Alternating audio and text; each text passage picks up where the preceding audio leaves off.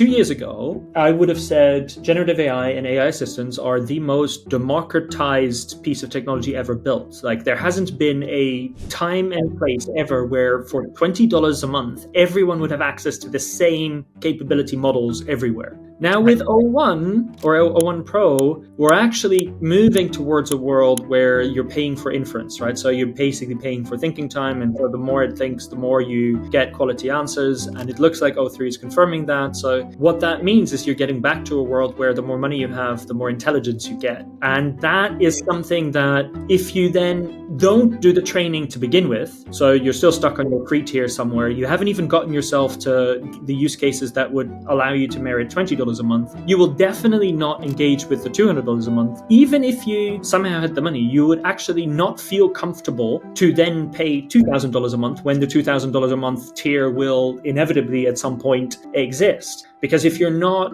experimenting enough so to develop your confidence that you know which use cases and how to leverage the $200 into 2,000, you definitely won't get the $2,000 use case to leverage into 20,000.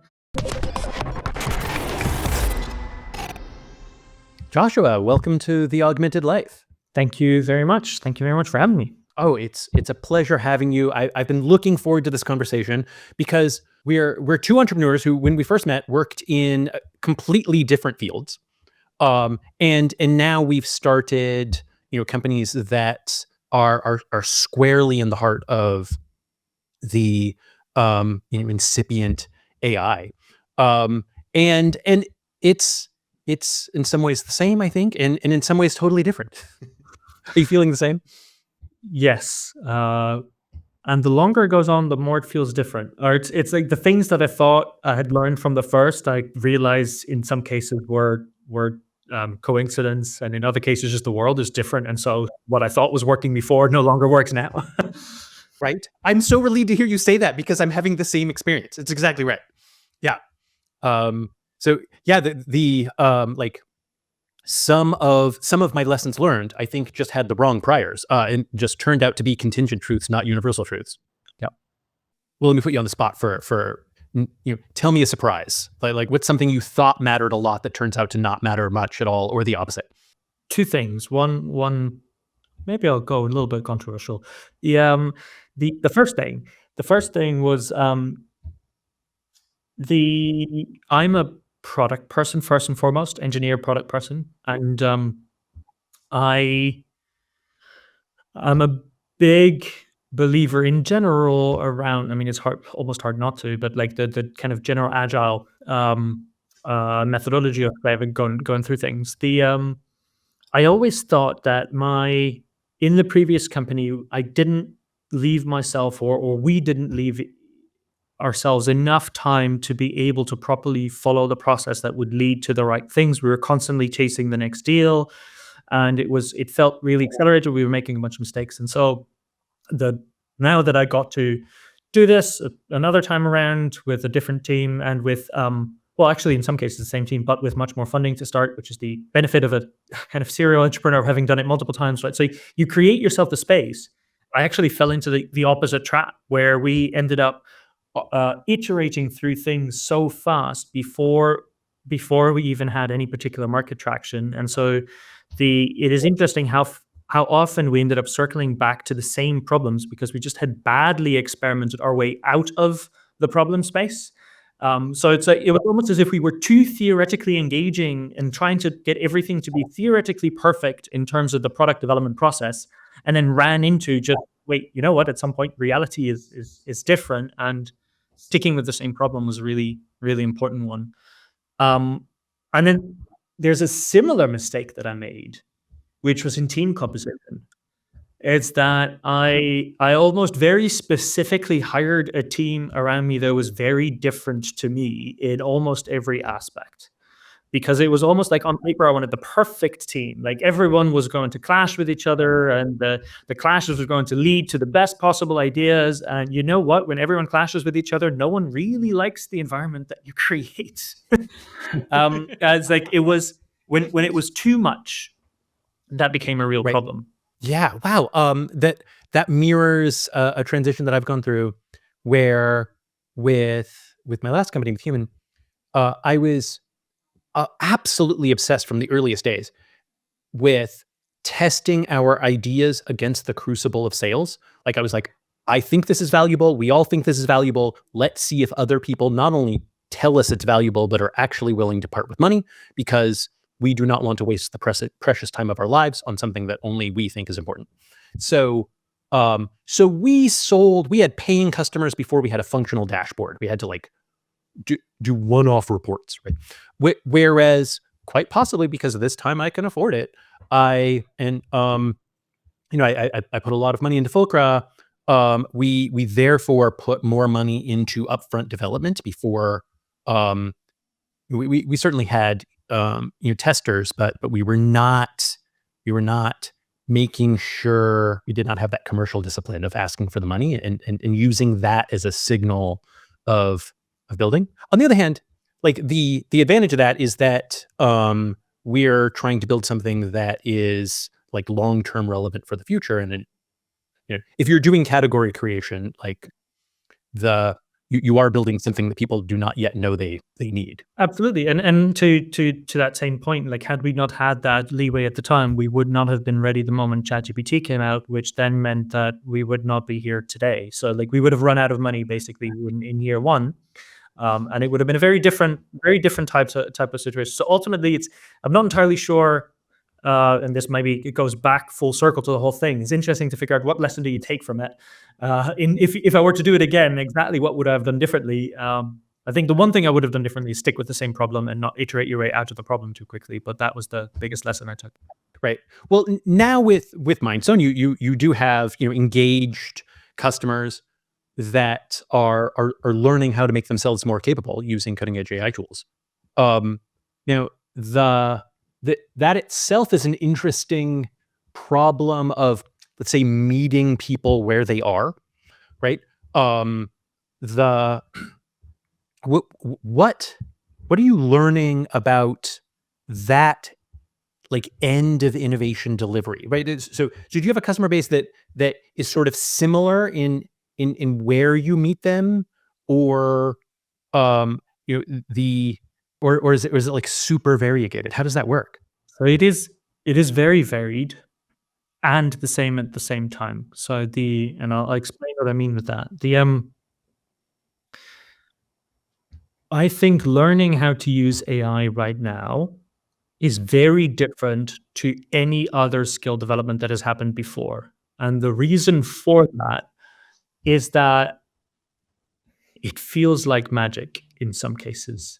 And so some of the secrets, or the thing that we deploy, is by making the magic seem approachable, you are getting people to a point where they get really excited about being able to wield these tools themselves.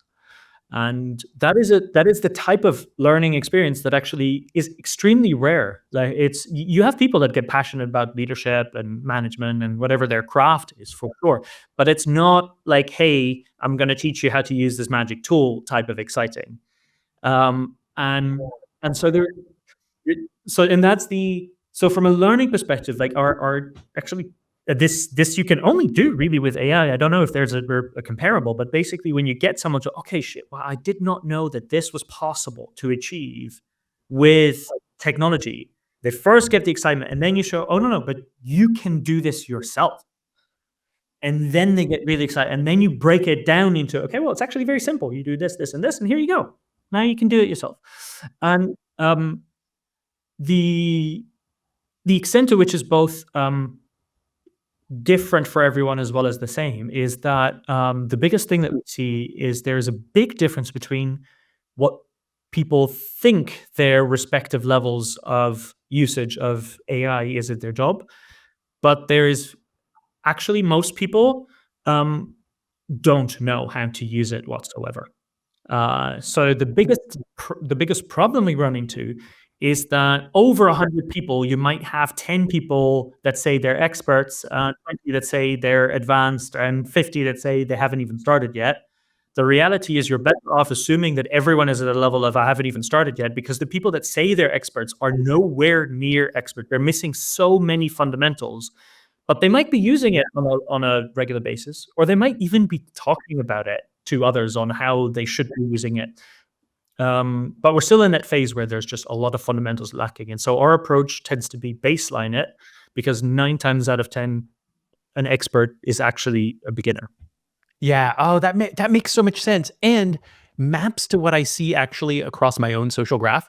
Like I would say that um the I I can almost use O1 Pro adoption as a determinant of this phenomenon. So I across my social graph, the most of the people that I know are still kind of AI skeptics. They'll complain about hallucinations or whatever. Um, and then a, a subset has already subscribed to O1 Pro, and they're having the most fun. And and all of us in that like small camp, we're like highly confident that we are unprofitable customers. Like the, there's like this huge divide, like $200 a month. How could that possibly be worth it? And then, if we're using it, we're like, I'm sure my GPU and power costs are far higher than $200 a month. Well, and also just if you're depending in how you're using it, and if you're professionally active in any type of knowledge intensive activity, the return is dramatically higher than those $200. And the this is actually one of the bits that I'm a bit scared about at the moment, which is that 2 years ago, it I would have said generative AI and AI assistants are the most democratized piece of technology ever built. Like there hasn't been a time and place ever where for $20 a month, everyone would have access to the same capability models everywhere. Now with O1 or O1 Pro, we're actually moving towards a world where you're paying for inference, right? So you're basically paying for thinking time, and for the more it thinks, the more you get quality answers. And it looks like O3 is confirming that. So the what that means is you're getting back to a world where the more money you have, the more intelligence you get. And that is something that if you then don't do the training to begin with, so you're still stuck on your free tier somewhere, you haven't even gotten yourself to the use cases that would allow you to merit $20 a month, you will definitely not engage with the $200 a month.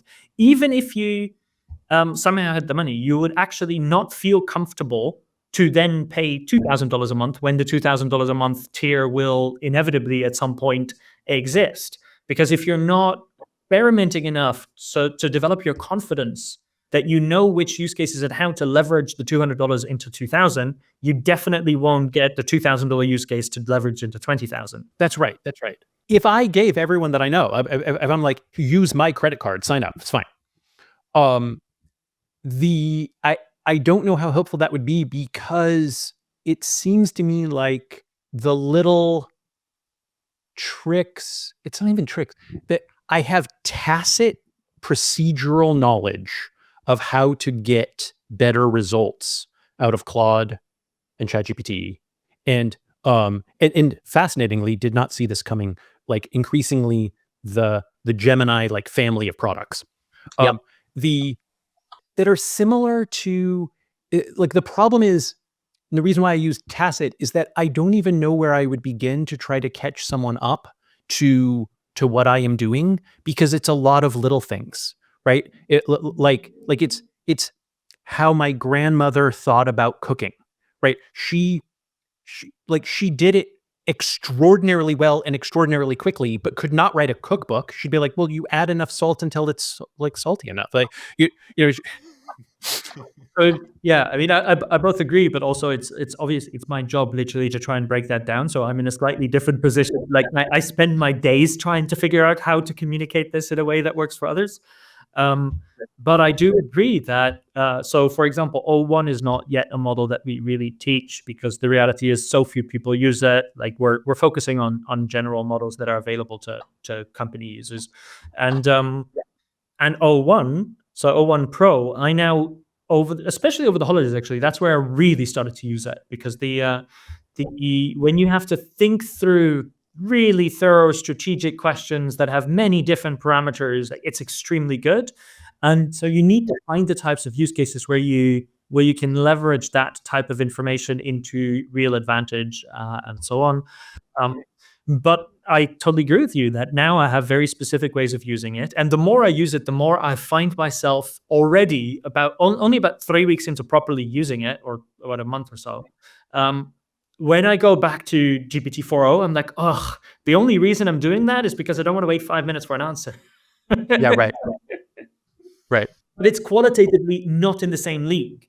And that's the thing. Like, so you end up having to compensate like 4 iterations with GPT-4 might get me to the result of the of O1 Pro, in a particular context. But yeah, it's an important thing. I wonder, now that we are thinking specifically about this, I'm reminded of my pre-Google internet search abilities. Like, I felt like I put a lot of time into how to get a good result out of Yahoo and out of Alta Vista. And it really mattered. So the difference between my fingers on keyboard using Alta Vista to find something on the internet versus others, like, was measurably better. But that stopped being true. Like, Google with PageRank was so much better that it made your skills with using it matter less. I wonder if something like that will happen here. So I think the same will happen, but actually I think the effect is slightly different, which is that I agree that it pulled the bottom up, but it didn't get the top down. And so basically so, it, so the even in Google today, like very simple small things, but being able to time bound a query on Google or looking at similar websites to it, very simple commands that are not hard to do, they will give you a dramatic edge on how to do a Google search, and get you to the result much faster.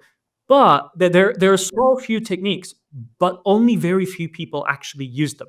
So you're right that most of the stuff has been abstracted away, but it has basically created kind of two tiers where you have the ones that do the minimum work to at least have those few things, and then you have everyone else that just takes the default. And this is this is exactly the world that I think that we will end up walking into, which is people that will take the effort to go one or two steps above and beyond what the model does, and those that are just going to default use whatever the model has been programmed to try and compensate for, which is going to be it has to be tailored to the average individual, which means it's going to be tailored to the average level of intelligence, is going to be tailored to the average, whatever they define as average type of thing. But it's going to be an interesting experience there. One particular way that I'm actually looking forward to seeing where this plays out, is in changes to software in light of the fact that power users will be armed with the ability to write one-off code, essentially so cheaply that I think there will be new ways for us to interact with our software with a little bit of a coding assistant to make the user interface, the pre-built user interface, no longer the limiting factor of how I can interact with my software.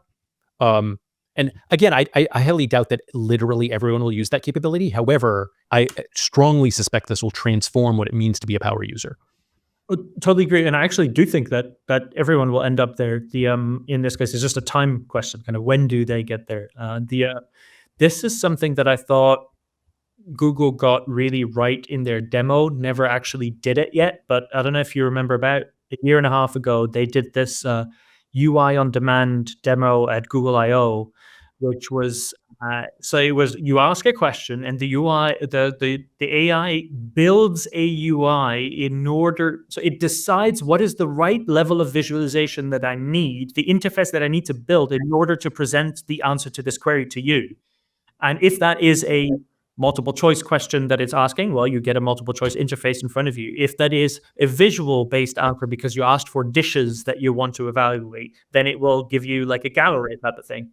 That is something that I definitely can see moving into. And I just personal experience, I'm already the amount of times that you can now ask for an app to be built and basically it just gets built without you having to do anything. And the if you're close to this space and you're observing how quickly the bar moves up, where things that I would have asked a month ago wouldn't have worked, and today they suddenly they do, and just it's absolutely crazy how fast this is moving. Right, right. I'm seeing this in the Fulcra user base. I don't know how many other startups are doing this, but we just decided to absolutely embrace this future of what Scott Belsky is calling DIY software, and what I've seen you call personal software, which is this user driven, maybe a one-off app, right? Like I have a need right now, and I want it to look this way, and maybe next time I'll write the code differently. So in the context of Fulcro, what we've done is we're helping everyone connect all of the smart devices in their lives to the single Fulcro data store, and we give them out of the box visualization so you can just explore all of your own data. You have to be able to see it to have ideas about how to use it.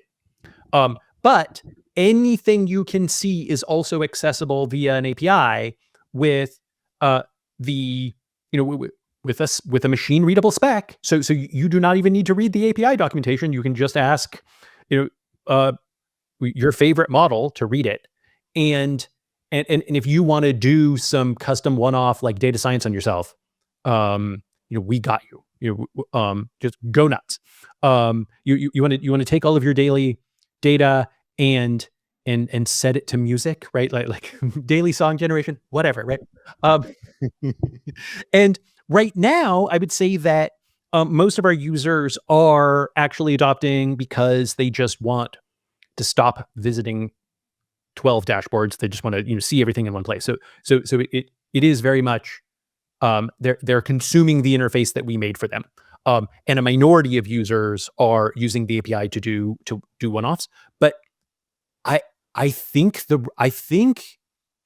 ratio is going to switch, where what's going to happen is people do tune in to the super view, but the total number of custom views that have been built and what people are doing that's just very situational will come to constitute the majority of usage. That's my prediction. So I have no idea how fast that'll happen. Yeah, I think it's going to go faster than what most people realize. The speed of this is breathtaking at the moment. It's, I mean, as an engineer by background, like I used to take a lot of pride at being at the cutting edge of whatever technology was able to achieve, and in the last 2 years, I've definitely transitioned to a place where I can no longer confidently say if something is possible or not, but also I cannot I can't keep up. And that's a really weird situation for me to be in, because I always was able to keep up in terms of technology. Like that was a thing that was part of my values. I am up to date and I'll be able to have that conversation. And now it's kind of like if you're out for a week, you're behind. It's like what happened? Right. Yeah. But you've been countering that with some, I would say, conscious disciplines, starting, I think, more than a year ago with almost daring yourself to write custom GPTs just all the time. But now that transitioned to like DIY software, I of course was particularly interested in something that you shared. I think now it's been a few months, that was like personal. I'll just call it personal tracking. How has that gone? What's your favorite creation so far? Let's go there. I think I called it personal productivity platform, the PPP. Uh, this is something that I firmly believe in, which is that as we're moving, and we already did to a degree, like we've had you as an individual are no longer, or the ability for you to be productive is no longer just determined by you as a person, but also by you and your setup, which it to a small degree could have been the laptop or the PC setup that you have, the phone that you use, the types of applications you use to manage your life. Those do have a direct impact in how you're able to manage workload coming in and workload going out. And what is true with AI now is it's that, but on steroids. It's basically you now, in the definition of that personal productivity platform, comes the ability to outsource to external agents whatever work comes in. And if you're set up in a way to effectively outsource and effectively manage the parallelization of various agent workflows as the work comes in, you as an individual will be able to do dramatically more work than the same other individual with the same intellect, the same situation, but without that type of platform. And so before, that might have been, say, a 2x, maybe 3x increase if you were really well set up. But we're now looking at like a 5 to 10x, and if not, very soon you're looking at unbounded. Depending on your level of parallelization, like a single individual might be able to do the work of 100 that are not set up with AI in a similar type of way. And so that is the bit that I'm excited by and a bit scared about. Now, I know when I rationally think about this, it's like I know I'm on the cutting edge, so I'll be part of the people that have at least the higher multiple of that productivity increase, I'd say. But it does take a lot of work, and it is extremely different to anything we've seen in the past because it does increase, to a degree, very strongly increases the divide between people and what they're able to manage. Because if before the multiplier was 2 to 3, that's and our entire society was governed around the idea or set up that type of multiple was possible. If now you're looking at 1 to 100, that is not our social mechanisms, our performance benchmarks. They're not built to try and take those things into account at the moment, and that there's going to be some cracks showing everywhere because of that.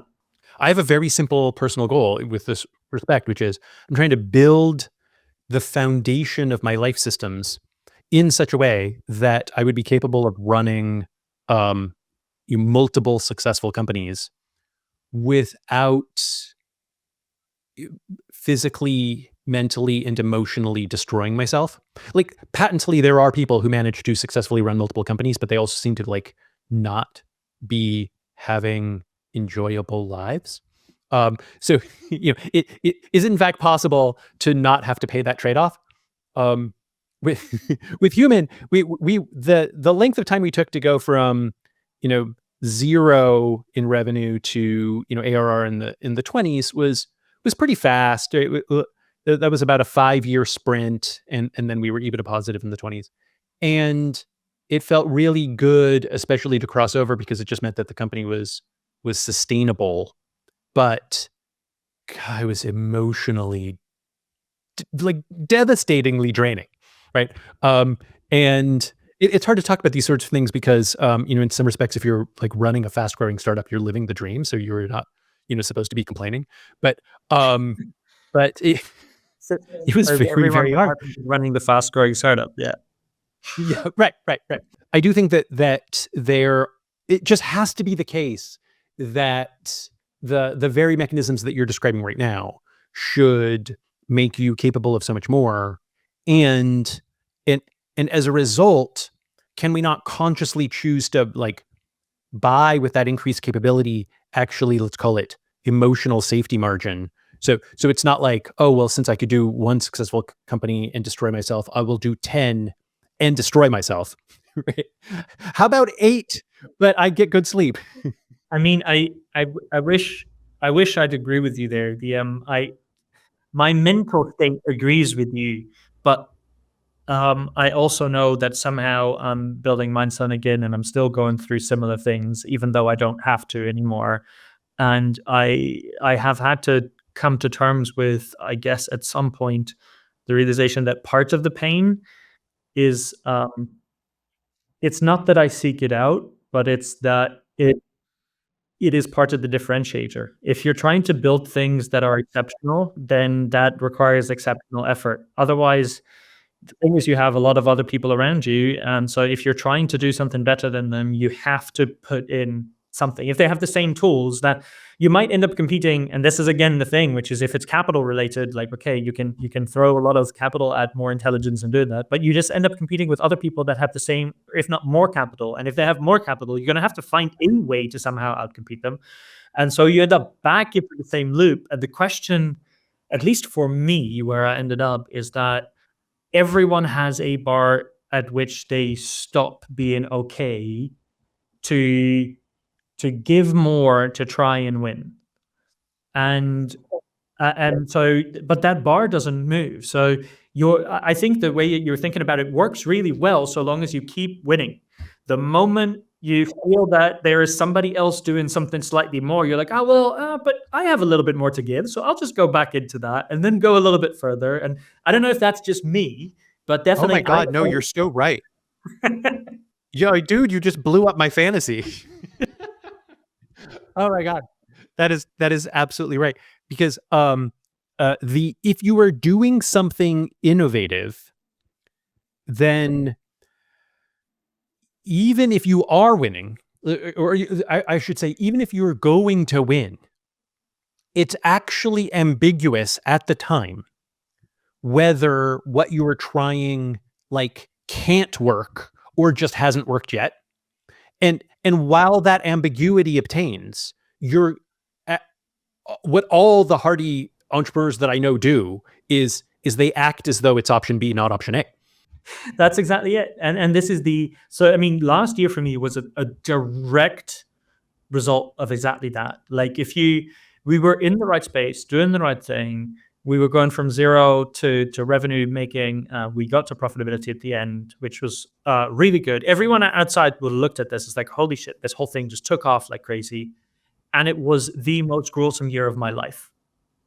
Like, I have not gone through that before. And it honestly makes me feel stupid sometimes, because it's like, wait, why the hell did I do this? Because I've done my exit, I've gone through it, and exactly what you said was the thing I set out. It's like, hey, I want to be able to do this, but do this in a way that is also mentally healthy. What do? I get myself back into exactly the thing, and it is even worse.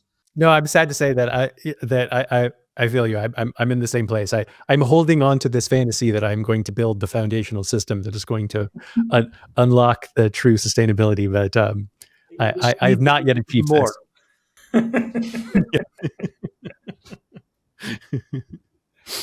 Well, okay. Speaking of making yourself more capable, Yeah. I think you're ahead of most of us in your experimentation in making tools with AI models that are making your life better. Of the experiments that you've tried thus far, what are you most excited about adding to or growing from here? And let's narrow this to especially outside of work, right? So it's unquestionable that Mindstone is helping a whole bunch of people literally get more done at work. But I myself am personally preoccupied in adding tools of like personal fulfillment and capabilities outside of work. What did you learn from PPP? What do you want to keep, and what do you want to build on from here? Yeah, so it's partially success and partially like just iteration. Like, part of this whole thing for me is learning on the go, and so I must have rebuilt my own flows so many times last year from the ground up again. Like, it was an interesting learning process. The biggest thing that I found is I no longer make a decision without running it through an AI assistant anymore. Like, anything that is of importance, at the cost of getting a second opinion on things, or to get someone to play devil's advocate or whatever I'm thinking about, both personally and professionally, is there. Um, well, at a personal level, a little hack for anyone that wants it. Like, these models are dramatically better at choosing what TV show or movie you should be watching than Netflix, Amazon, Apple TV, or any of them will ever be. It's I haven't tried that. Oh my God, I got to try that. It's literally night and day. You feed it a list of like the 10 TV shows you really liked, And I kid you not, when I asked it, it was going through the first 10 that it gave me. I had to go through and say, yep, absolutely love that, already saw it. Yep, absolutely love that, already saw it. Like, it just got it so spot on. Um, and the same for books, by the way. They can, but it and it's interesting because it makes, for those of you that understand what how the models are built, it makes total sense why these models very specifically are great at that type of recommendation. But that's been a very strong quality of life improvement for me. So the other, like, books, very direct examples. I'm now reading, was it Final Empire from I forgot the name of the author now, but I notoriously have a hard time finding great books. I love a specific type of fiction, and I think 9 times out of 10 I start a book and it's not really what I want, and so I have to try another one. And it got this one right. Not only was it one book, it's a full series, and now I've been whatever 9 months into the series. And it's just Yes. it's really Oh, cool. fantastic. Right. Oh man, I had a similar, like, I can't thank AI for this, but I'm eternally grateful for the friend that introduced me to Ian M. Banks and the Culture series. Like, I got one and then vacuumed them all up. But of course you're right. Like, ask the giant multi-parameter models to, like, explore literally the latent space and find, like, the cluster that includes these examples. Exactly. Yeah. Yes, obviously, we should all be doing this. It makes a ton of sense, Yeah. right? I use something called the unschedule technique to add into my productivity system, doing non-productive things, like why don't you so I'll like schedule my TV watching, otherwise it does not happen. Oh, I'm exactly the same. Yeah, I have to schedule in my lunchtime because otherwise lunch doesn't happen. Right. This had not occurred to me before. In my own personal operating system documentation, I actually wrote a line many years ago that is the answer to "Have you thought of everything?" is of course not. Right. And all of our lives are far more novel than most human lives in the evolutionary history of humanity as a species. And the just developing a a simple convention of running decisions by your favorite LLM strikes me as just lowering the cognitive load in a way that probably has some sort of accretive effect over time. Because the answer to "Have you thought of everything?" is of course not, but at least you can have a private thought partner. So if you think about it, the more important the decision, the more people you are likely to get involved to get opinions. The problem is there's a bar for that. So, like, before you get married, you might have talked to a whole bunch of different people before, like, you do that. Before you have kids, you will have talked. I mean, I definitely talked to a bunch of different people before having our child, and there are some decisions where, you know what, it's just not worth taking some, unless it's an enjoyable conversation. It's just not worth spending somebody else's time on. But that doesn't mean it wouldn't benefit from their time. It's basically you're protecting their time, because otherwise you'd constantly be talking to everyone about every single thing that you're doing in your life.